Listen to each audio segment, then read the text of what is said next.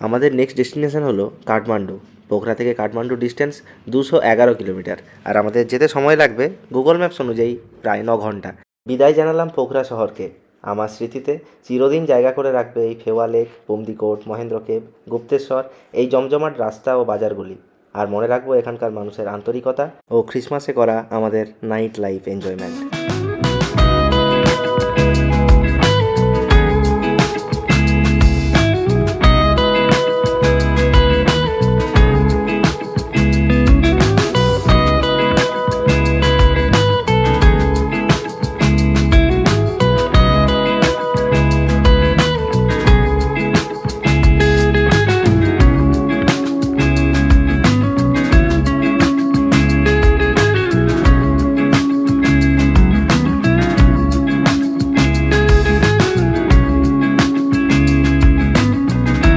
এই রাস্তার এক্সপিরিয়েন্স আমি অলরেডি করে নিয়েছি।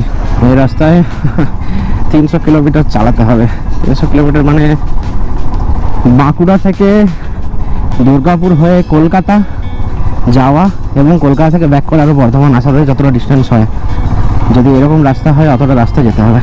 বরফটা কিছু দেখাচ্ছে দেখুন পাহাড়ে, কিন্তু পুরো রাস্তাটা খারাপ, তার উপরে আবার ভেজা। ফাইনালি একটু ভালো রাস্তা পাওয়া গেল, একদম পুরো নিট অ্যান্ড ক্লিন, শুধু ধুলো রয়েছে, পুরো কুয়াশা কুয়াশা হয়ে আছে একদিন। বাপরে রড নিয়ে যাচ্ছে টেনে টেনে।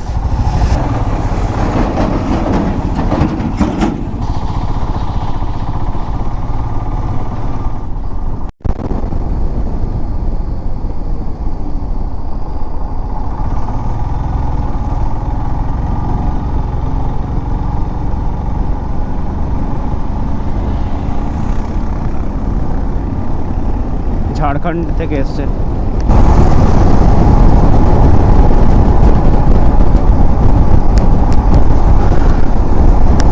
KTM 390 adventure.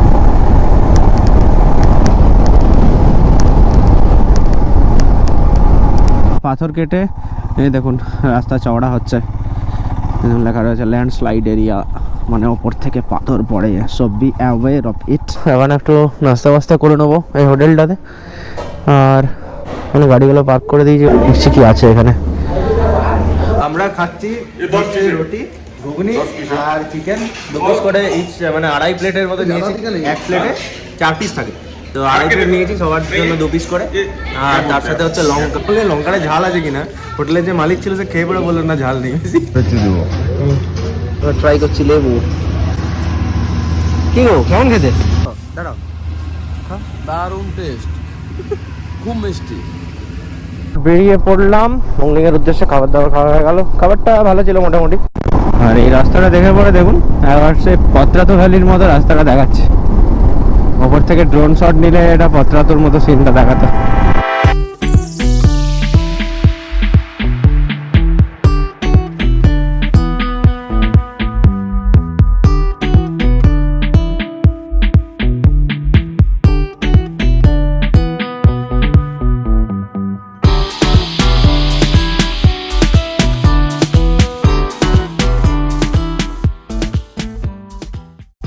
আবার শুরু হলো।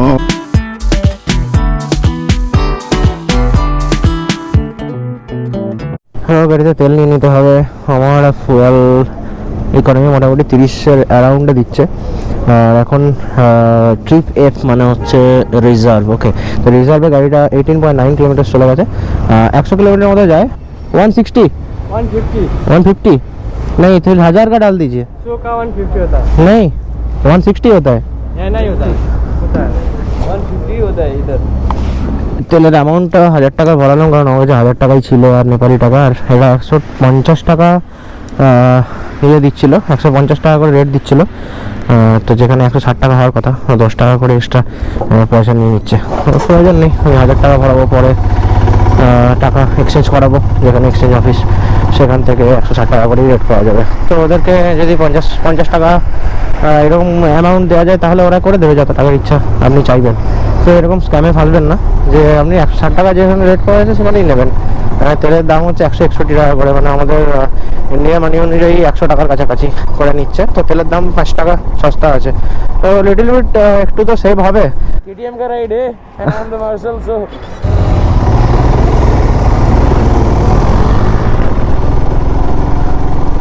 তো ও বলছে চলো আমিও সোলো রাইড করছি, আমরা দুজন একসাথে যাবো। ঠিক আছে চলো, তো ওর সাথে তো আমি পাঙ্গা দিতে পারবো না, তার কারণ ওটা RC390 আই থিঙ্ক RC390, তো ওটা অনেক ফাস্ট চলে আর অনেক হালকা বাইক। আমার সাথে আমি ওটার সাথে কোনোদিনই পারবো না। আর আমার বাইকে যা পরিমাণ লাগেজ আছে, শুধু প্যানিয়ার্সগুলো যেটা পরিমাণ শুধুমাত্র আমার বাইকে লাগেজ রয়েছে না, সেটার পুরো ওয়েটটা করলে ওর শুধু গাড়ির টোটাল ওয়েট হয়ে যাবে, ঠিক আছে। তো রয়্যাল এনফিল্ড আসা ক্রুজ করার বাইক, ওরকম রেস করার বাইক নয়। এইখানটা শুধু রাস্তাটা দেখুন একবার, ওয়াও এটা দারুণ রাস্তা, একদম ঝাঁ চকচকে পুরো।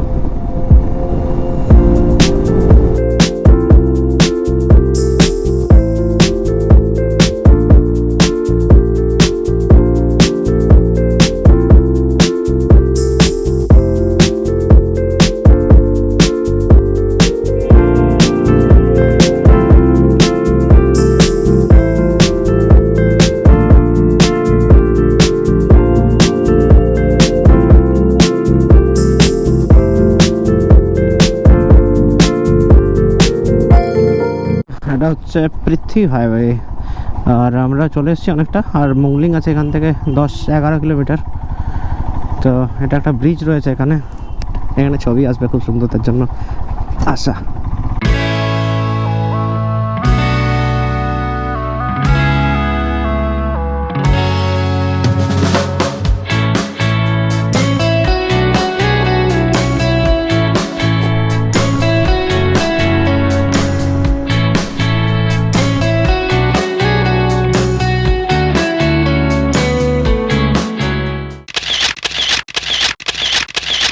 খুশির খবর হচ্ছে যে মুংলিং থেকে কাঠমান্ডু যেতে হলে আর হেদাওদা দিয়ে যেতে হবে না, কারণ রাস্তাটা আজ থেকেই ওপেন হয়ে গেছে।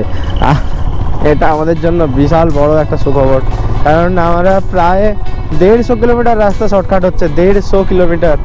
ওকে, সো আমরা এখন যাচ্ছি কাঠমান্ডু মুংলিং থেকে ডিরেক্টলি, আর 99 কিলোমিটার দূরে 3 ঘন্টা 55 মিনিট, মানে 4 ঘন্টা দেখাচ্ছে 100 কিলোমিটার। রাস্তার ধারে মাছ বিক্রি হচ্ছে।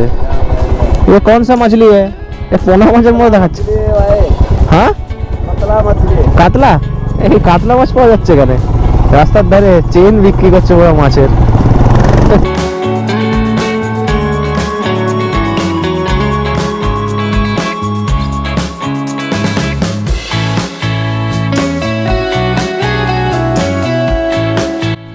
এটা দেখুন, ভারত নেপাল মৈত্রী বাস সেবা, দিল্লির নাম্বার প্লেট। এটা দিল্লি থেকে বাসটা আসছে, Delhi transport corporation. Online booking www.dtcbooking.in। So এটা এই বাসটা দিল্লি থেকে কাঠমান্ডু আসে। ওকে, এটা দেখুন দিল্লি রেজিস্ট্রেশন রয়েছে, যারা নেপাল ঘুরতে আসবেন দিল্লি থেকে বাস ধরে নিতে পারেন।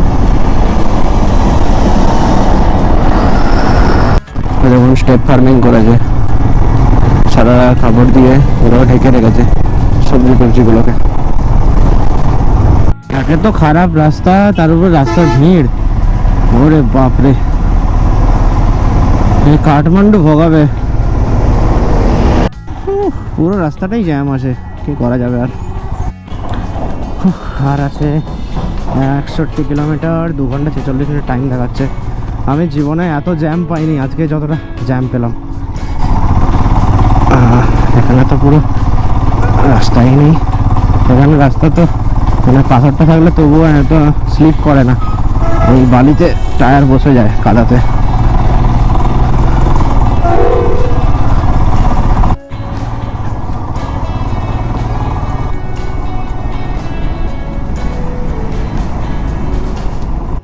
কাঠমান্ডু নেপালের রাজধানী, রাজধানী যাওয়ার রাস্তা যদি এরকম হয় তাহলে আর কিছু বলার নেই। শুংলা লীলা, এখানে একটা টানেল তৈরি হচ্ছে, ওই দেখুন।